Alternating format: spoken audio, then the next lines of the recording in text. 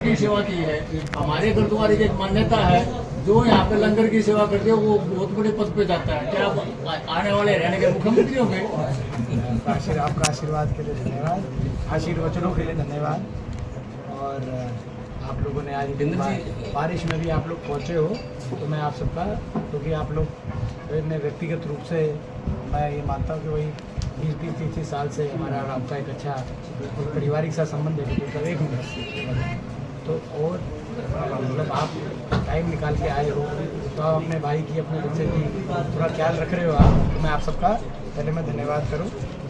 देखो, आप जैसे जानते हैं कि हमने ये हरियाणा मांगे हिसाब अभियान कांग्रेस पार्टी ने शुरू किया हुआ है भाजपा सरकार से। हरियाणा मांगे हिसाब 10 साल की बीजेपी सरकार के कार्यकाल के बाद ये कुछ प्रश्न हैं जो हमने बीजेपी सरकार से पूछे थे, लेकिन उन प्रश्नों का कोई जवाब हमें मिला नहीं। आज तक 1 महीना पहले हमने अभियान को शुरू किया है। आज ये मेरा 29वां हल्का था, 29th हल्के में तो मैं खुद पहुँचा हूँ। 29वें हल्के में मतलब पानीपत के भी 2 हल्के हो गए हैं, पानीपत में हिस्सा है, और पूरे प्रदेश में डोर टू डोर कार्यक्रम भी चल रहा है। ये कांग्रेस पार्टी का हरियाणा मांगे हिसाब। देश में सर्वाधिक बेरोजगारी हरियाणा में क्यों है, देश में सबसे ज़्यादा महंगाई दर हरियाणा में क्यों है, सबसे ज़्यादा क्राइम अपराध दर भारत सरकार के अनुसार 2024 अप्रैल में गृह मंत्रालय के प्रकाशित आंकड़ों के अनुसार देश में सबसे ज़्यादा क्राइम सबसे ज़्यादा हरियाणा में क्यों है। देश में हरियाणा एक ऐसी सरकार क्यों साबित हुई जिसमें जो जन विरोधी पोर्टल आईडीज़ के जंजाल में हरियाणा के नागरिक को उलझा दिया। गुजरात में पोर्टल आईडी क्यों लागू नहीं हुई, बाकी प्रदेशों में क्यों नहीं की गई, हरियाणा में क्यों ऐसा किया गया जिससे इतना आम आदमी को कितना भुगतना पड़ा। इसी तरीके से हरियाणा के नौजवान को सीईटी और कच्ची भर्ती और अग्निवीर और कौशल योजना के जंजाल में क्यों फंसा दिया गया। आज इसी तरीके से देश में सबसे ज़्यादा नशा, पंजाब से ज़्यादा नशे से ओवरडोज से जुड़ी हुई केसेस हरियाणा में क्यों रजिस्टर हुए, डेथ्स क्यों रजिस्टर आई हरियाणा में आई, और पंजाब से आगे हरियाणा नशे में क्यों पहुंचा। जो खेलों में नंबर 1 था हरियाणा, वो आज नशे में नंबर 1 हरियाणा की सरकार के 10 साल में क्यों बना।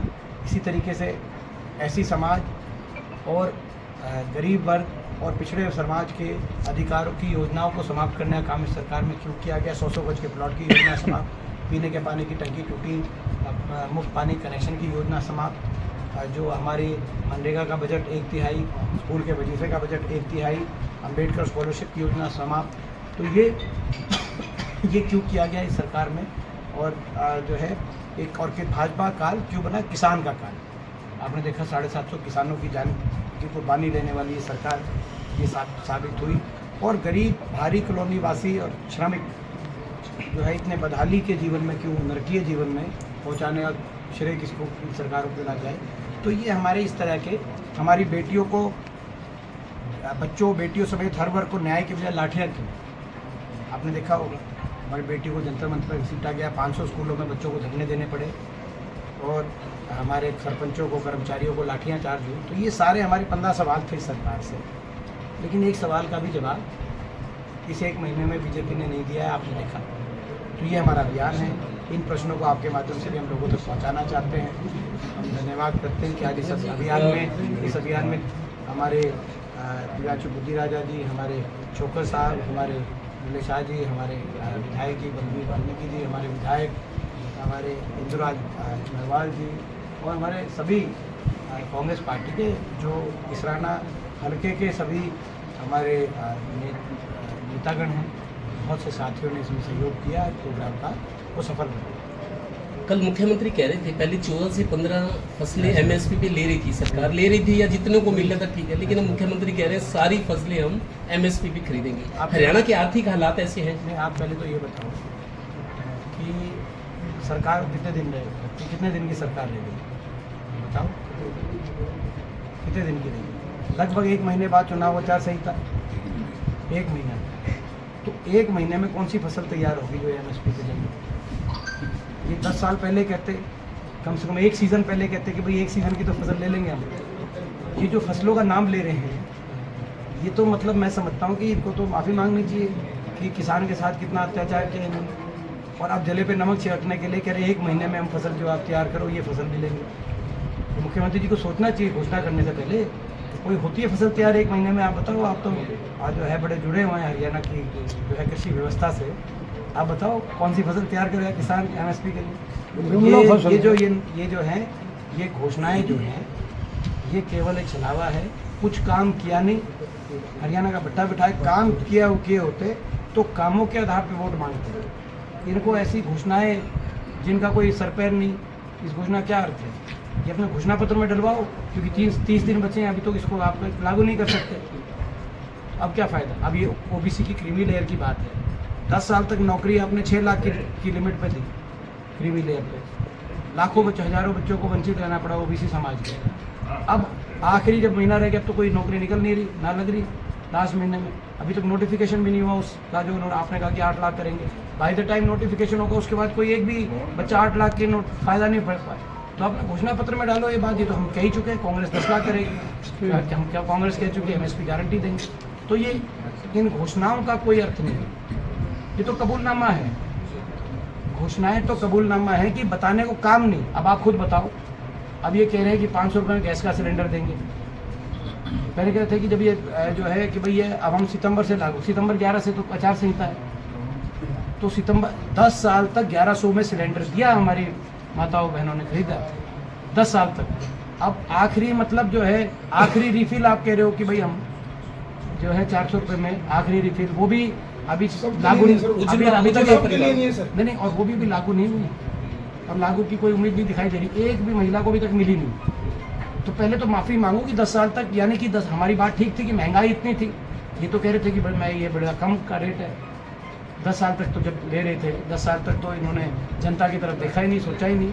अब आखिरी महीने में कह रहे हैं कि भाई आखिरी महीने में एक रिफिल करा देंगे हम, जो कांग्रेस की गारंटी है 500 रुपये में हम एक कह देंगे, उसके बाद ये फिर कर देंगे 1100। मैं कह रहा हूँ ये फिर कर देंगे 1100। इन्होंने 10 साल तक 1100 करे तब तो रहम किया नहीं जनता पे। एक रिफिल की बात कर रहे हैं, वो भी करेंगे कि नहीं करेंगे अभी पता नहीं। तो इनकी घोषणाएं छलावा हैं, इनको बताने, ये इस बात का सबूत है इनकी घोषणाएं कि इनके पास बताने को एक काम नहीं है। काम होते तो कामों के आधार पर वोट मांगते। डॉक्टर साहब, ये यात्रा निकालने लोगों की समझ आ रही है, ये यात्रा लोग समझ रहे हैं? हाँ बिल्कुल, जबरदस्त रुझान लोगों का मिल रहा है। ये 29वां विधानसभा क्षेत्र है और हर विधानसभा क्षेत्र में एक से बढ़कर एक लोगों का रुझान मिला।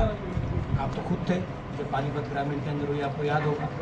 और जब आज भी एक आप देखो पूरी मार्केट, पूरी बाजार में किस तरीके से इस राना में चेहरे खिले हुए थे कांग्रेस पार्टी की बात सुनकर व्यापारी भाइयों के, तो बहुत, और जिस तरह से युवा इसमें शामिल आ रहे हैं हर जगह, तो मैं समझता हूँ कि लोगों का बहुत आशीर्वाद। आपकी यात्रा में आपके साथ सपोर्टर और पार्टी के वर्कर्स हैं, हम लोगों से बात करें, कोई दुकानदार है, कोई भी, बिल्कुल मिल लोग बिल्कुल आप देख ही रहे हैं, डोर टू डोर कर रहे हैं हम लगातार।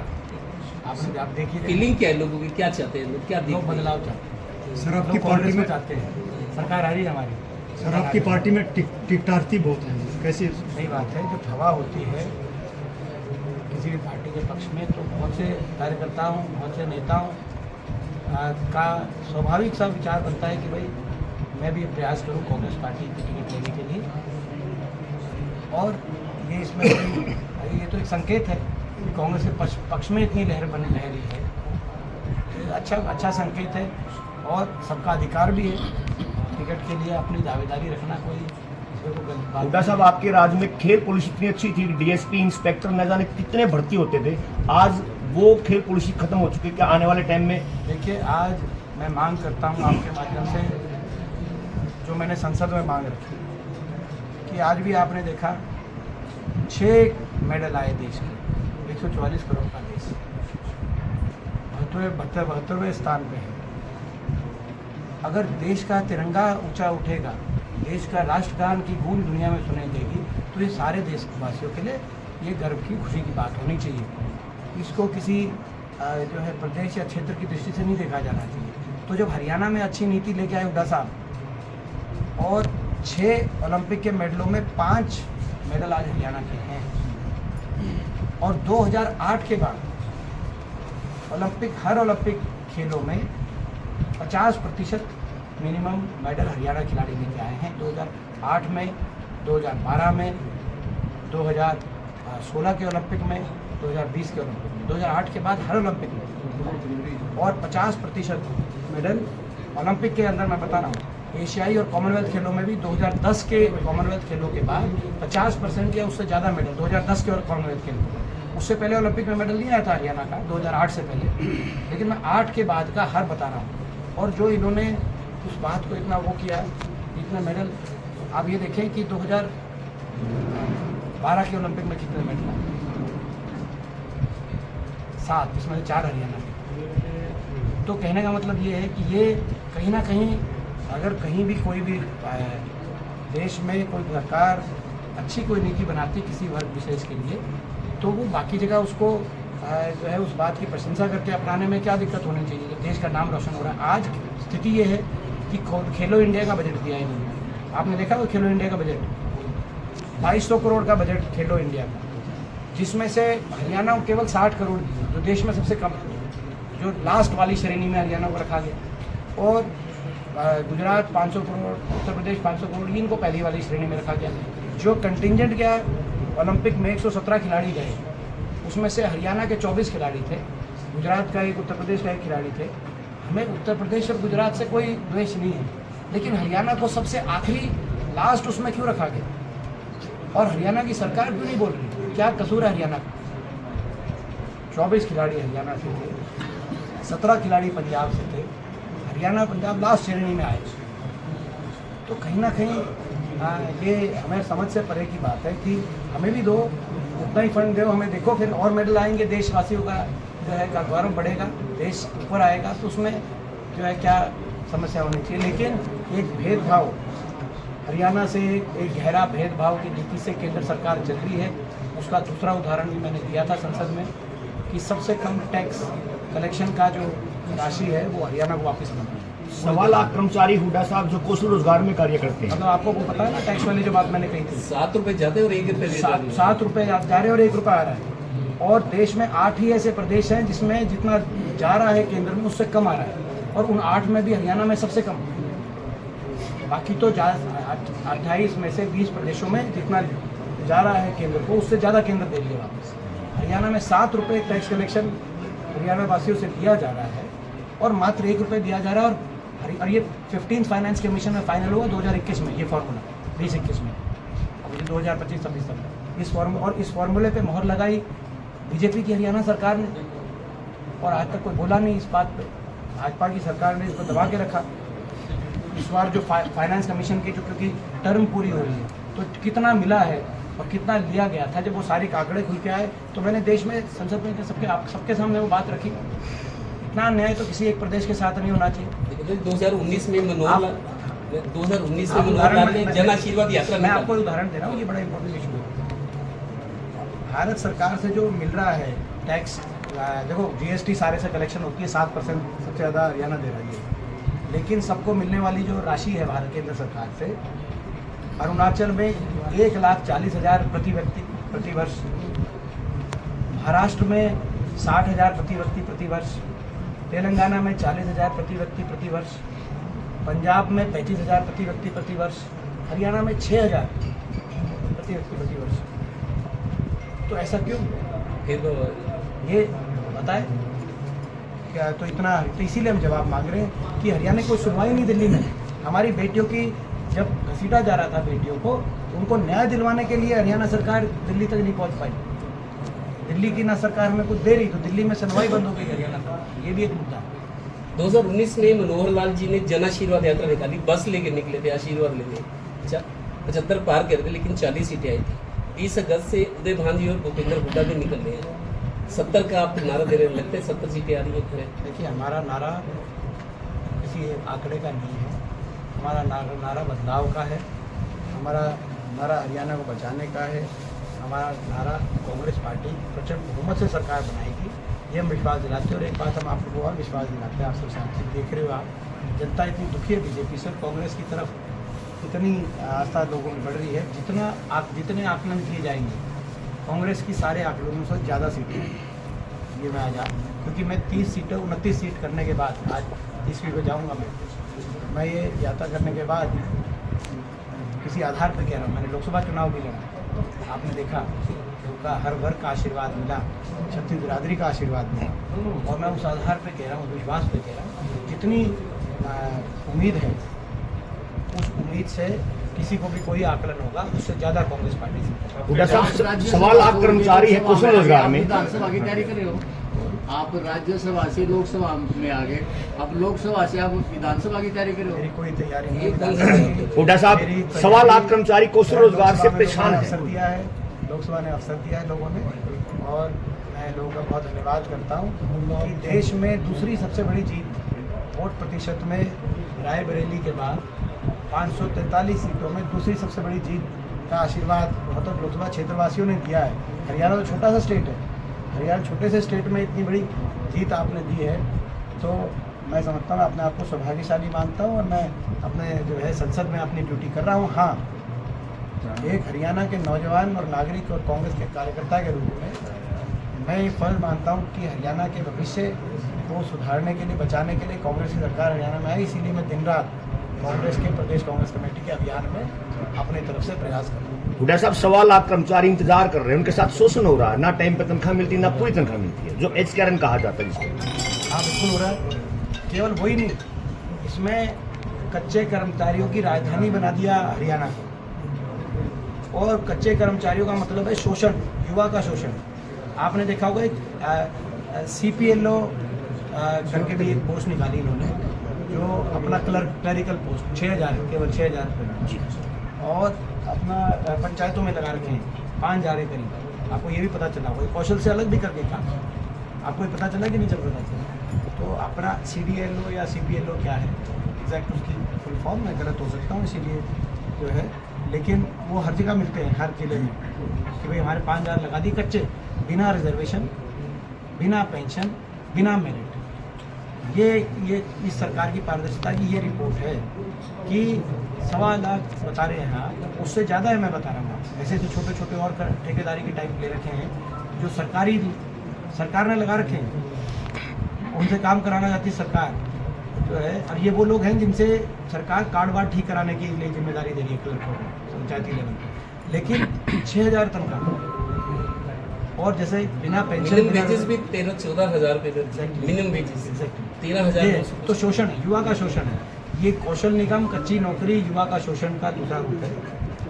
और मैं समझता हूँ कि कच्ची नौकरी की राजधानी जो हरियाणा को बनाया है, ये स्वीकार्य नहीं। और सीटी में उलझा दिया, कच्ची नौकरियों में उलझा दिया। हरियाणा नौजवानों को पक्की नौकरी तो मिली नहीं। इन 5 सालों में पक्की नौकरी जितनी मिली हैं वो भी बाहर के लोग, बच्चों को बहुत बड़ी समस्या आ रही, मैं बताऊँ आपको, शायद ध्यान नहीं है, रोजगार नहीं है तो बच्चों की शादी भी नहीं होगी। क्योंकि आप देखो, लड़के के पास नौकरी है, रोजगार नहीं तो कोई शादी भी नहीं करा, ये भी बड़ी समस्या हो गई है सोशल। मैं बता रहा हूँ आपको कि ये तो समस्या है क्या है, लेकिन इसके साथ और भी जुड़ी हुई समस्या है, पलायन। ये ऐसा पलायन हो गया हरियाणा, गांव के गांव नौजवान। मैं तो अमेरिका गया था, ये इसी हल्के के अहरपुराना गांव के 100 बच्चे, एक गांव के 100 बच्चे मिले मुझे न्यूयॉर्क में, क्योंकि हरियाणा में कोई उम्मीद ही नहीं नौकरी की। और सबसे ज़्यादा पलायन हरियाणा से हो रहा है।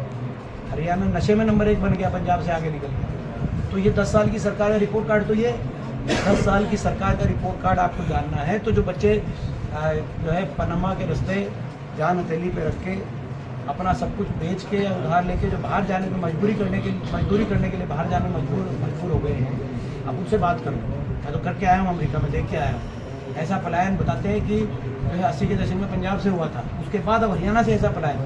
हरियाणा में तो केवल बेरोजगारी सरकार की, मतलब जो है एक अनदेखी नौजवानों की जो हुई है, तो सही बात है। और साथ में शादी वाली तो एक है ही। ये सारी परिस्थिति जो है ये उसकी रिलेटेड। और अपराध, देश में ज़्यादा अपराध है, अंडर एज शूटर्स, दोबारा गैंग स्थापित हो गए, सारे अंडर एज शूटर आप हरियाणा के दिख रहे हैं। तो ये कई चीज़ें कनेक्टेड है, हरियाणा को पटरी से उतार दिया इन्होंने, सर बात दुख है। और उसके बाद इन्होंने अपने सब कुछ बदल दिया। जब एंटी इनकम्बेंसी के बाद रिपोर्ट गई कि बहुत ज़्यादा नाराजगी लोगों में, इन्होंने प्रदेश अध्यक्ष बदल दिए, अपना गठबंधन तोड़ दिया, उप मुख्यमंत्री बदल दिए, अपने मुख्यमंत्री बदल दिए, लेकिन अपना अहंकार नहीं बदला। सर समय कम रह गया चुनाव का, टिकट वितरण का कब शुरू होगा? वो हमारी प्रक्रिया है, तो प्रक्रिया चल रही है, हमारे फॉर्म अप्लाई वगैरह का। अभी नए चेहरे भी आपकी पार्टी में आ रहे हैं, टिकटार्थी भी आ रहे हैं, दूसरी पार्टी से आ रहे हैं। बड़े हुड्डा साहब कहते हैं जो टिका हुआ है उसी को जो है टिकट दी जाएगी, लेकिन जो नए चेहरे आ रहे हैं उम्मीद लेके आ रहे हैं। वो ये कहते हैं, अब आधी बात आप कह रहे हो, टिकाऊ और जिताऊ, तो मिक्स रहेगा। नए चेहरों का, अनुभवी चेहरों का एक मिक्स रहेगा। सारी बातें देखिए आपकी, जीतने की क्षमता बहुत सबसे महत्वपूर्ण मापदंड में से एक होता है। पार्टी के प्रति समर्पण एक महत्वपूर्ण मापदंड होता है। ये सारी बातों का जब कांग्रेस का फैसला होता है तो कोई एक व्यक्ति का नहीं, पूरी पार्टी की हमारी प्रक्रिया के अनुसार स्क्रीनिंग कमेटी, CEC और हमारी पार्टी का इंटर सर्वे चल रहा है, तो सर्वे पे बड़ा पार्टी ने ध्यान दिया है पिछले कुछ चुनावों में, सर्वे का इनपुट, उन सबके आधार पर बेस्ट पॉसिबल उम्मीदवार देने की कांग्रेस पार्टी कोशिश कर रही आपकी इजाजत हो तो पब्लिक अपीयरेंस हुई है बहुत टाइम बाद उनकी। सिर्फ एक सवाल, है। हाँ, धर्म सिंह जी मजबूत होके वापस आए, अब किसी तरह का डर नहीं, आप कैंपेन करेंगे? तो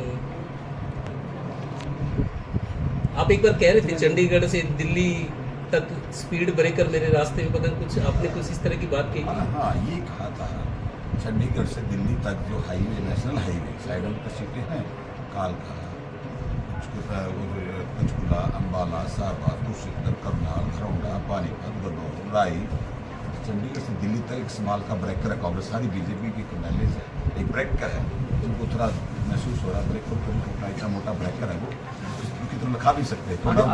अगली बार मगर हम सारी, धर्म सिंह जी ने सही कहा, जो बस एक लाइन लिख दे, मजबूत है ना आप। सुनो, धर्म सिंह जी ने रंग में भंग कर दिया था बीजेपी के इस GT रोड पे पिछली बार, रंग में भंग थे, लेकिन इस बार पूरा कांग्रेस रंग में हो जाएगी पूरी पूरी वैसे मेरी रिपोर्ट ये भी कह रही है कि आपको हमदर्दी भी है लोगों को, ज्यादती भी। देखो, मैं आपको बताऊं, ये केंद्रीय जांच एजेंसियों का दुरुपयोग करना भाजपा का एक कार्यशैली रही है, विपक्ष को निशाने पर लेते हैं, लेकिन जहाँ ये ज़्यादा जब इनकी एंट्री रहती है तो ये एक मान के चलो, वहाँ ये अपनी हार स्वीकार कर चुके हैं। अभी मान हरियाणा में ये